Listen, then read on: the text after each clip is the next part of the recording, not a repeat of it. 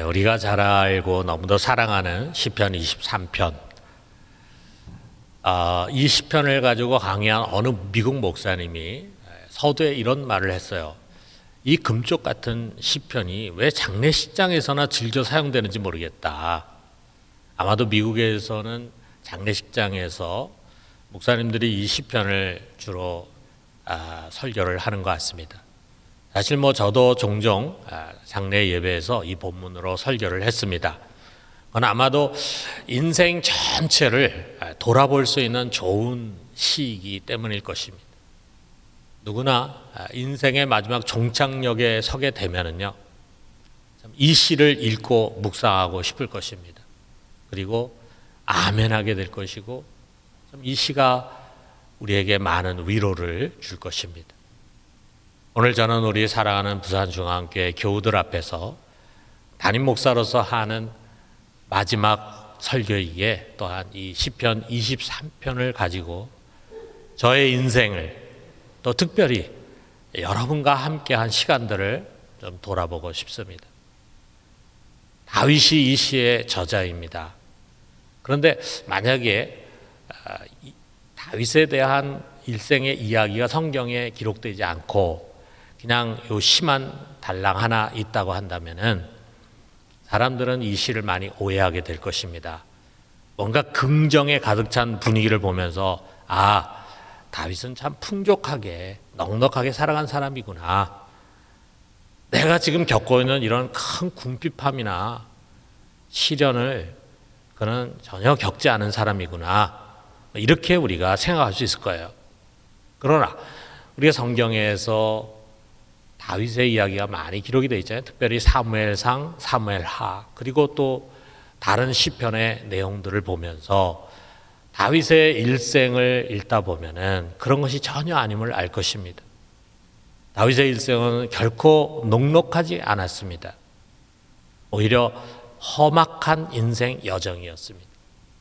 왕이 되기 이전에는 말할 나위도 없죠. 10년간 광야생 얼마나 힘들었겠습니까? 그러나 왕이 된 이후에도 종류는 다르지만 어려움은 계속됐습니다. 그럼에도 불구하고 그는 지나온 삶을 긍정적으로 이해합니다. 그리고 미래에 대한 소망을 확신합니다. 여러분, 이것이 믿음입니다. 믿음이라고 하는 것은요, 자신이 걸어온 길을 긍정적으로 해석하게 해줍니다. 그것이 형통한 것이었건 고난의 길이었건 간에 내가 살아온 그 과거는 가치 있고 의미가 있다. 더 나아가서는 그건 축복된 길이었다. 이렇게 보게 해주는 거예요. 그리고 과거를 축복으로 해석할 줄 아는 사람은요, 지금 행복할 수 있습니다. 많은 사람들이 사실 과거 때문에 괴로워하잖아요. 지나간 과거를 회상하면서 마음이 상합니다. 불쾌해지고 후회와 원망으로 가득 차게 됩니다. 그러다 보면은 이미 지나간 일, 돌이킬 수 없는 그 과거의 일이 지금의 나를 불행하게 만들어요. 그런데 과거를 축복으로 하나님의 은혜로 여기는 사람은요, 지금 일어나는 일도 긍정적으로 해석을 하게 됩니다. 그리고 더 나아가서는 미래에 대한 확고한 소망을 갖게 됩니다. 이 시편 23편은 우리 인생 여정을 믿음의 눈으로 관조하게 해줘요. 내게 일어난 그 수많은 다양한 일들 속에 숨겨져 있는 하나님의 섭리를 보게 해줍니다. 그 첫 번째 고백이 무엇입니까? 여기 1절에 나오잖아요. 우리 같이 한번 읽어봅시다. 여호와는 나의 목자시니 내게 부족함이 없으리로다. 우리 한 번 더 읽어봅시다. 여호와는 나의 목자시니 내게 부족함이 없으리로다. 여기서 얘기하려는 게 뭡니까? 주님이 나의 목자예요. 나는 그분의 양이에요. 여러분, 주님과의 이 끈끈한 관계에 대한 고백, 이게 바로 내 인생을 바라보는 믿음의 전제입니다. 여러분, 우리 주님께서 여러분의 인생의 목자 되심을 믿으십니까? 아멘입니까? 우리가 성경의 66권, 창세기부터 요한계시록까지 이 큰 두꺼운 성경의 내용을 보면은요, 결국 우리가 이 한 구절을 믿게 하기 위해서 기록이 됐어요. 너는 혼자가 아니야. 너 홀로 인생길 가는 거 아니야. 내게는 내가 있다. 내가 바로 너의 선한 목자야. 선한 목자는 양을 위해서 목숨 버리는데 내가 바로 너를 위해서 내 생명 내주지 않았니? 이 주님의 음성이 성경 전체를 흐르고 있어요. 그리고 그분은 십자가에 죽은 뒤에 부활하셨잖아요. 사망 권세 깨뜨리고 부활하시고 승천하셔서 하늘과 땅의 권세를 가지신 분이라는 것을 선포하셨어요. 하늘과 땅의 권세를 갖고 인간의 생사복을 주장하시는 그런 분이 나의 목자라고 한다면은 어떻게 나에게 부족한 것이 있을 수 있겠습니까? 여러분 그렇잖아요. 아니 그분이 내 인생길을 인도하시고 나를 보호하시고 지키시는 목자인데 그가 하늘과 땅의 권세를 갖고 있는 분이라고 할진데 어떻게 나에게 부족한 것이 있을 수 있겠습니까? 결코 없습니다. 우리가 종종 그렇게 느낄 수 있죠. 그러나 사실은 아닙니다. 느끼는 것과 사실은 다르잖아요. 바로 이 주님께서 다윗의 인생을 인도하신 것처럼 우리를 인도하십니다. 때로는 푸른 초장, 잔잔한 물가로 인도하셔서 평안과 즐거움 가운데 안식하게 하십니다. 그러나 때로는 사망의 음침한 골짜기로 끌고 가십니다. 두렵고도 괴로운 시간이죠. 형통하고 평안한 곳에서 우리 영혼은 소성하게 됩니다. 그리고 힘을 얻게 됩니다. 그러다가 또다시 어두운 터널로 들어가게 되면 두려움과 씨름하면서 연단을 받게 됩니다. 전도서에 있는 말씀처럼 우리 인생에는요, 형통한 날과 곤고한 날이 항상 수시로 교차돼서 찾아옵니다. 누가 여기서 예외인 사람이 있을 수 있겠어요? 그러면서 이렇게 형통함과 또는 곤고함을 교차하면서 우리를 이끌어 가시는 가운데 목자가 양을 끌고 가는 방향은 분명합니다. 3절에 보니까 내 영혼을 소생시키시고 자기 이름을 위하여 의의 길로 인도하시는도다. 의의 길로 인도해 가십니다. 우리가 이것을 이해해야 돼요. 그냥 좋은 길, 편안한 길, 잘 되는 길, 형통한 길이 아니라 우리를 끌고 가는 방향은 의의 길입니다.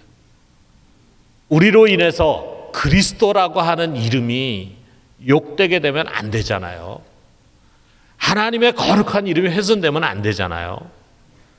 그렇게 하지 않기 위해서 우리를 의롭게 만들어 갑니다.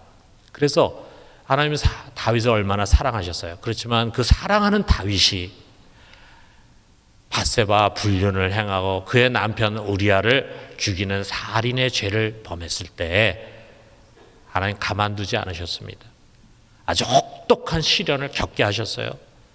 그 죄로 인해서 다윗은 사망의 음침한 골짜기를 지나야 했습니다. 왜 그렇습니까? 그를 사랑했기 때문입니다. 여러분 우리도 마찬가지예요. 우리의 목자는 우리를 의로 교육해 가십니다. 그렇기 때문에 우리가 죄를 짓고 잘못하면요 징계하십니다. 때로는 우리 풀무불에 던져가지고 뜨거운 고통에 시달리다 보면은 자기도 모르는 가운데 죄의 찌꺼기를 다 버리게 돼. 그러면서 정금이 되어서 나오게 됩니다. 그런 고난이 없으면은 죄를 알지도 못해요. 버리지도 못해요. 그런데 풀무 속에 도가니 속에서 우리가 많은 고난과 시련을 겪다 보면 자기도 모르는 가운데 정결해집니다. 정금이 돼서 나옵니다. 여러분 의의 길로 인도받는 것은 아무도 예외가 없습니다. 의의 길뿐만이 아니에요. 결국은 승리하는 길로 인도하십니다. 5절에 보니까 주께서 내 원수의 목전에서 내게 상을 차려주시고 기름을 내 머리에 부으셨으니 내 잔이 넘치나이다 그랬어요. 우리가 열왕기서를 보면은 아주 늙었을 때 다윗의 마지막 장면이 소개가 돼요. 늙었을 때까지 자녀들 사이에 다툼이 있고 그의 뜻을 거스리는 사람들이 많이 있었어요. 그런데 마지막에 결국 모든 원수들을 다 물리치고 그의 아들 솔로몬을 왕으로 세우면서 다윗은 승리의 찬가를 부리고 주님의 품에 안기게 됩니다. 이처럼 사람마다 과정은 다르지만요, 주님은 결국 그의 양들을 이 승리의 길로 이끌어 가십니다. 사람에 대한 승리가 아니에요. 여러분, 우리는 사람과 싸우는 사람들이 아닙니다. 우리의 적은 사람이 아니에요. 우리를 시험하고 교묘하게 유혹해서 넘어뜨리려 가는 영적인 원수, 마귀와의 싸움이에요. 양은 이길 수 없어요. 그러나 양의 목자가 우리 앞에 서서 우리를 대신하여 싸우면서 우리를 결국 승리하게 만들어 가십니다. 그리고 이 모든 과정에서 변하지 않는 게 있습니다. 형통하건 곤고하건 푸른 목장으로 가건 사망의 음침한 골짜기를 가건 변하지 않는 게 뭐냐? 목자는 한순간도 자기의 양을 떠나지 않는다는 사실이에요. 내가 세상 끝날까지 너희와 항상 함께 있으리라. 이 약속의 말씀을 신실하게 지키십니다. 그래서 항상 함께 하십니다. 언제나 우리를 향한 선하심과 인자하심을 가지고 함께 하십니다. 여러분, 이것을 명심해야 합니다. 그리고 마지막으로 그가 인도해 가는 것은요, 아버지의 영원한 집이에요. 6절에 그 말씀이 나오잖아요. 우리 같이 읽어봅시다. 내 평생의 선하심과 인자하심이 반드시 나를 따르리니 내가 여호와의 집에 영원히 살리로다. 내가 여호와의 집에 영원히 살게 될 것이다. 목자가 우리를 마지막에 그리로 인도하게 될 것입니다.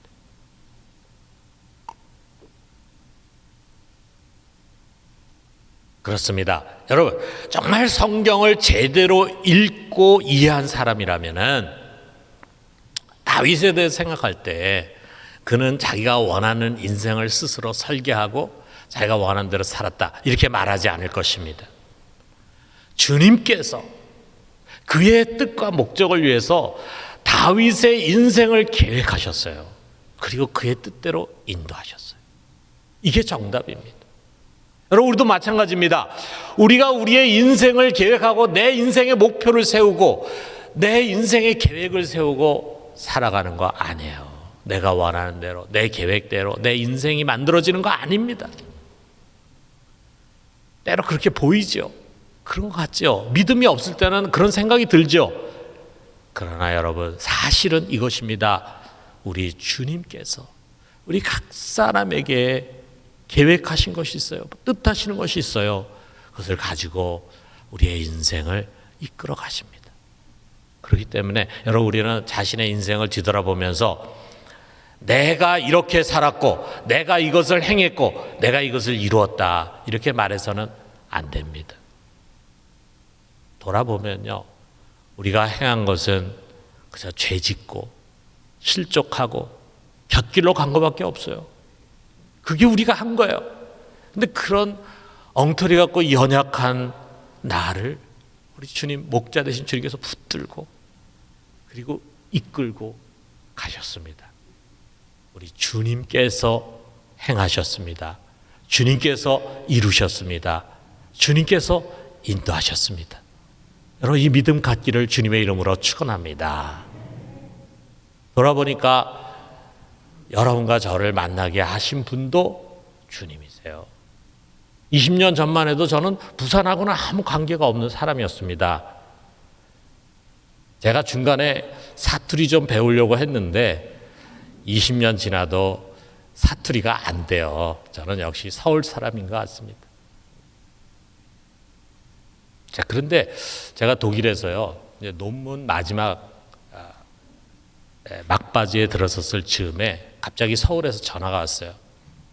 우리 장인어른 생신이 추석날입니다. 그런데 이번 생일에는 딸하고 손녀가 너무 보고 싶대요. 꼭 같이 지내야 되겠대. 그러니까 무조건 나와라. 비행기표 해줄 테니까 무조건 나와라. 뭐 그렇게 하니까 우리 집사람이 뭐 얼씨구나 좋다죠. 그래가지고 우리 아내가 딸과 함께 이제 귀국을 했습니다. 그리고 우리는 귀국할 때마다 먼저 옥하는 목사님을 꼭 찾아뵙고 인사를 드렸어요. 그래서 이제 우리 집사람이 또 그때도 옥 목사님 찾아뵙고 인사를 드렸는데 거기서 오가는 대화가 아마 이런 것이었어요. 이거 너희가 독일에 간 지 얼마나 됐지? 이제 10년 가까이 됩니다. 어떻게 공부가 다 맞춰지고 있나? 예, 이제 거의 끝나가는 것 같습니다. 하는 이야기를 들으시고는 바로 부산중앙교회를 소개해 주셨어요. 장인어른의 전화가 어떻게 우연이겠습니까? 자, 그런데 우리가 이제 귀국을 앞두고 어디로 갈지 모르는 가운데서 어쨌든 이제 공부가 맞춰지면 귀국해야 되는데 우리에게는 아주 두 가지 크게 고민하고 기도하고 있는 어려운 문제가 있었습니다. 하나는 우리 아내 건강이에요. 우리 아내는 독일에 오면서부터 아주 지독한 알레르기를 겪기 시작했는데 그게 기관지 천식으로 발전했어요. 근데 무슨 약을 먹어도 그게 듣질 않습니다. 그래서 밤에 누워서 자지 못하고 앉아서 잔 적이 많이 있어요. 밤을 꼬박 새운 적도 여러 번 있고 참 우리 아내가 독일에서 고생 많이 했습니다. 아내도 고생했지만 그걸 옆에서 보는 남편도 사실 고생한 겁니다. 제가 얼마나 힘들었겠어요. 그래서 의사는 당신이 알레르기를 위해서는 바닷가에 좀 많이 갔으면 좋겠다. 그래 권했어요. 그래서 저희가 여름 휴가 때마다 돈이 좀 들어도 바닷가에 가서 바닷바람을 좀 쐬려고 했는데 일시적이잖아요. 그래서 제가 어느 날 우리 집사람에 이렇게 얘기했습니다. 여보, 우리가 평생 같이 사는데 당신 건강이 제일 중요하잖아. 우리 귀국해서 무슨 서울이나 뭐 이런 큰 도시보다도 저 작은 어촌 마을에 가서 목회하며 삽시다. 제가 그렇게 얘기했거든요. 그런데 이런 모든 것을 하나님 들으셨겠죠. 우리 형편을 아셨겠죠. 주님께서 작은 어촌 마을이 아니라 큰 항구 도시 부산에 광안리 앞바다에서 살 수 있도록 보내주셨어요. 그래서 매일 바닷바람을 쐬다 보니까 몇 년 안 돼서 우리 아내의 그 지독했던 알레르기가 다 사라져 버렸습니다. 다 치유가 됐습니다. 그리고 또 다른 염려는요, 저희 딸이었어요. 저희 딸이 7살에 독일에 가가지고 17살에 귀국합니다. 알아보니까 이제 고등학교 2학년으로 들어가야 된대요. 아마 자녀 키우시는 분들은 저희들이 걱정 안 하는 게 이상하다고 생각했을 겁니다. 과연 이 아이가 학교에 적응할 수 있을까? 저런 국어 수준으로 정말 형편없죠. 어떻게 보면 초등학교 한 2, 3학년 정도의 언어 실력이 밖에 안 되죠. 과연 수업을 제대로 이해할 수 있을까? 혹시나 왕따를 당하지 않을까? 그러면서 만약에 제가 이 부산중앙교회로 부임을 하는데 우리 딸이 도저히 학교 생활에 적응이 안 되고 그러면은 제가 계속 여기서 목회를 할 수 있을까? 이런 걱정까지 이제 되는 거예요. 그래서 저희들의 기도 제목은 다른 것이 아닙니다. 주님, 우리 딸이 그냥 고등학교만 좀 제대로 졸업할 수 있게 해주십시오. 이렇게 저희들이 기도했어요. 그런데 주님께서 부산에 이미 우리 딸아이를 위한 학교를 준비시켜 주셨어요. 지구촌 고등학교. 이 학교는 외국에서 산 목회자와 선교사 자녀만 입학할 수 있는 학교였어요. 그런 특목고였습니다.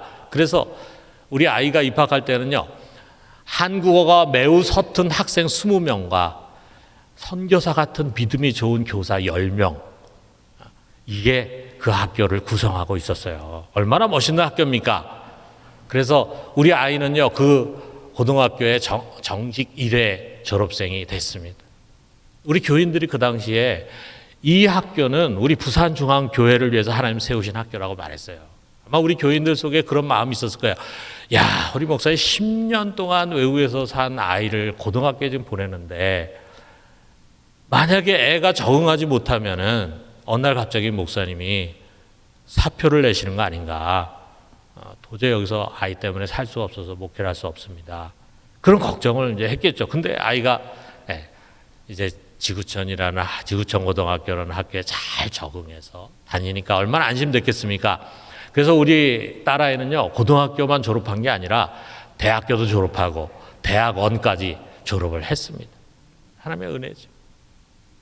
이렇게 시작된 목회 가운데서도 우리 주님께서 항상 길을 예배해 주셨어요. 저는 우리 교회 올 때 뭐 그 당시에 여러 우리나라의 다양한 목회 프로그램들이 준비되어 있었지만 저는 다른 무엇보다도 제자 훈련과 그리고 소그룹 목장, 이것이 우리 교회의 가장 근본이 되는 스트럭처다.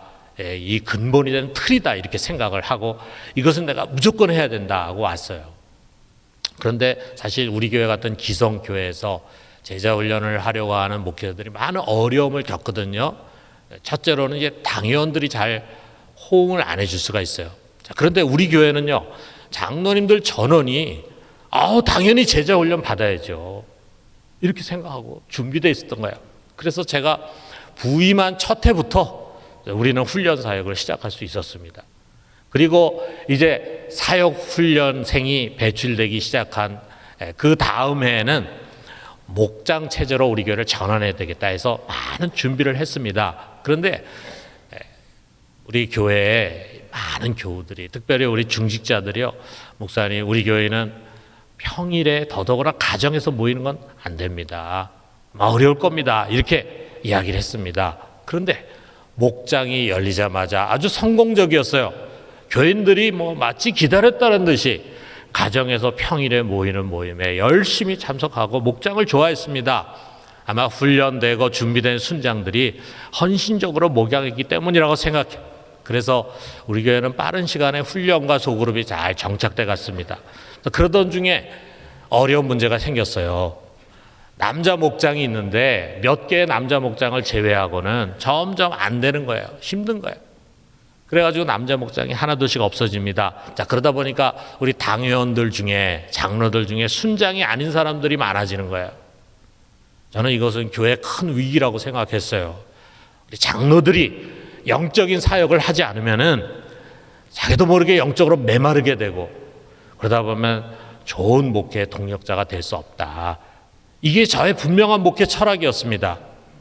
그래서 저는 이 문제를 놓고 정말 간절히 기도하고 또 여기저기 이 문제를 해결하기 위한 방법을 찾아가지고 다른 교회 견학도 가보고 이런저런 프로그램에도 참여해보고 이렇게 했어요.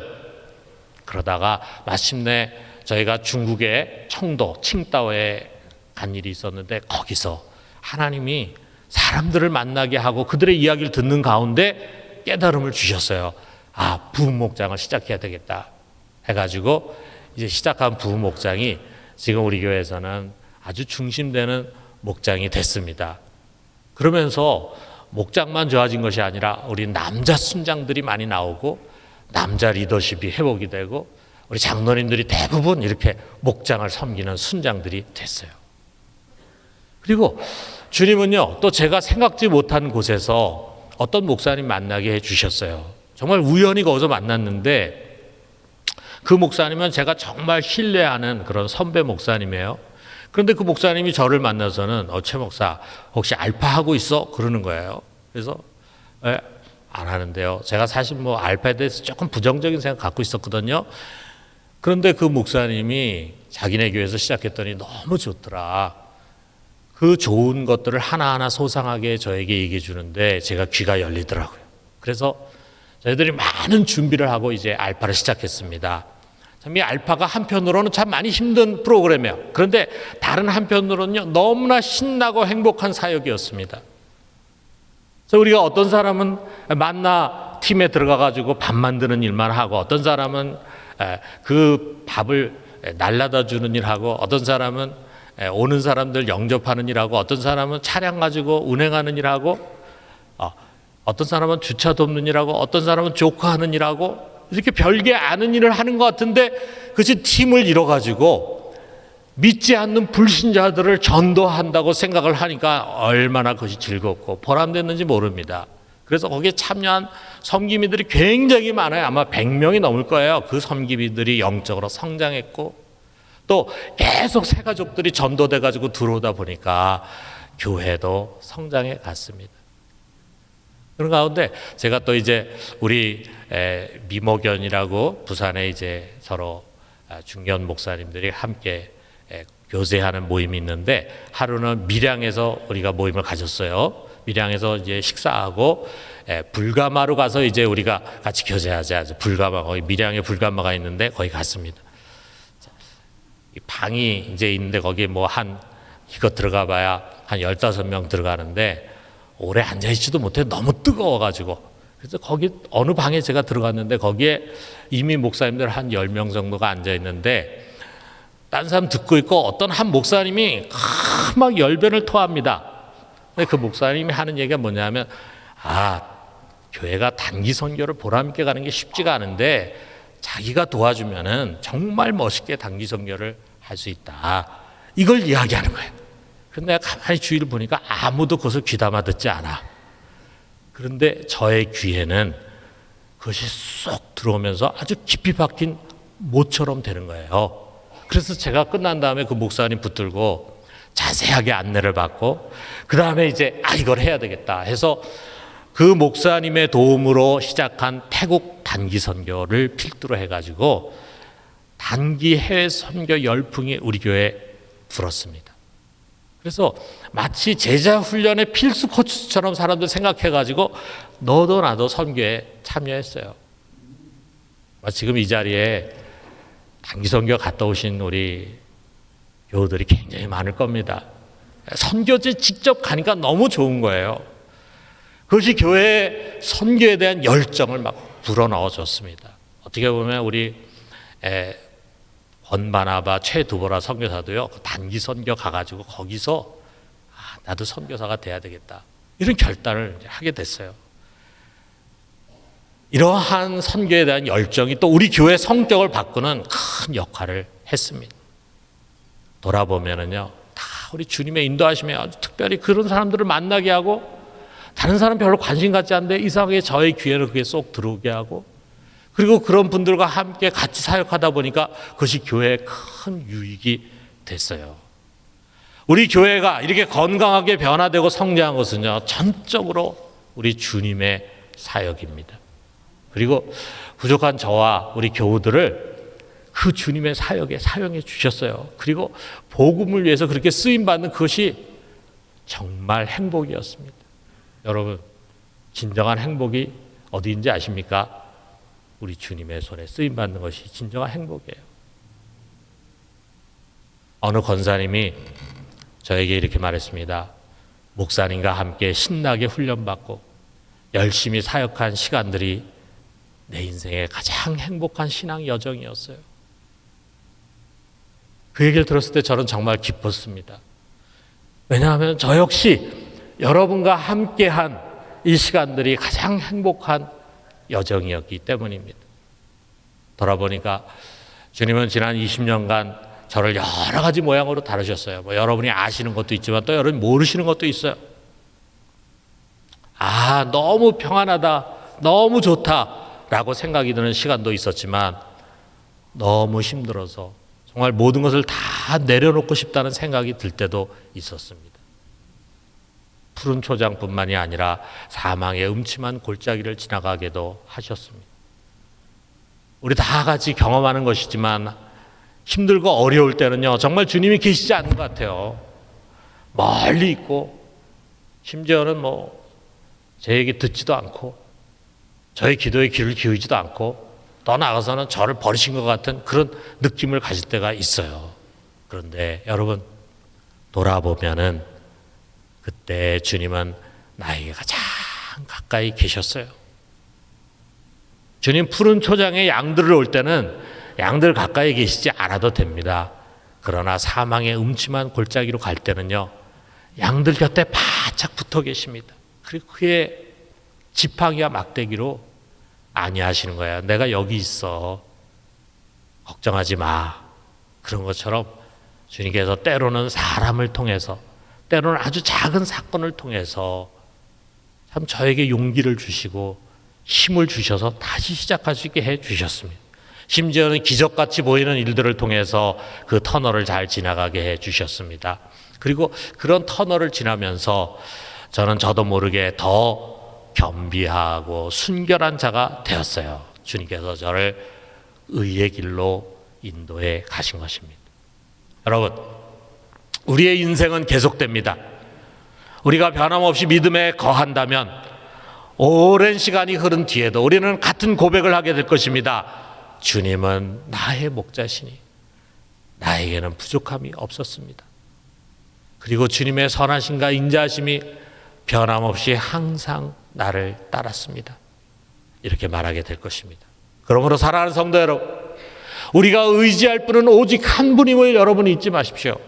우리가 자랑할 분 오직 한 분임을 잊지 마십시오. 예수 그리스도 우리의 목자이십니다. 그분이 우리의 인생을 지금 드라이브 가고 계십니다. 의의 길로, 승리의 길로 이끌어 가시고 마침내는 영원한 안식의 길로 인도해 가실 것입니다. 오직 그분만을 의지하고 그분만을 높이고 그분께 순종하면서 그의 뒤를 따르는 우리 신실한 성도들 되기를 주님의 이름으로 축원합니다.